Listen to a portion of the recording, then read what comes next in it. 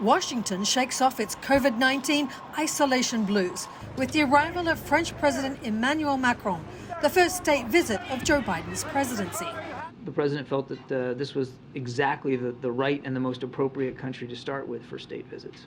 Macron has a packed schedule in and around Washington on Wednesday, including a visit to NASA headquarters with Vice President Kamala Harris and talks with Biden administration officials on nuclear energy. Well, you're going to have massive salutes and fetes to try to make President Macron feel seen and respected here in Washington. And yet, I think there will be a discussion of what Europe really needs to feel better. On Thursday, there's a private meeting with Biden, visits to the State Department and Capitol Hill, before Macron and his wife, Brigitte Macron, are feted at a glitzy state dinner. I think it's very significant, actually, that it was a European country to start with and not an Indo-Pacific country like Japan, for instance, or South Korea. Republican President Donald Trump similarly picked France as the first nation to be honoured with a state visit in 2018.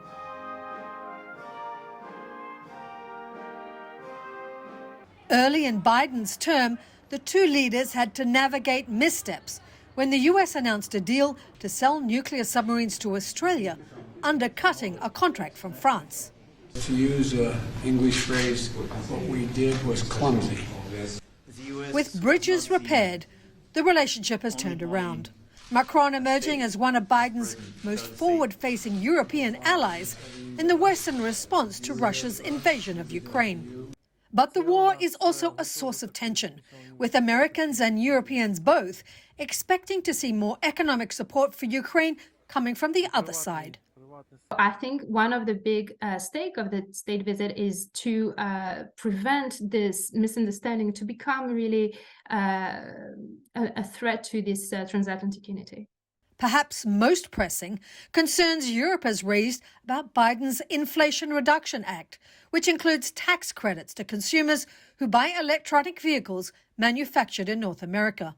European manufacturers say, well, what do you want? We're hurting because of Russia. You don't want us to play with China, and now you won't buy our stuff anyway.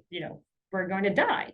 Previewing the talks and speaking on conditions of anonymity, French officials say Macron will make the case against the subsidies, while American officials maintain the legislation helps efforts to curb climate change and will create new opportunities for French companies. Finishing out his visit, the French president heads to New Orleans on Friday. Tracy Brown, Associated Press.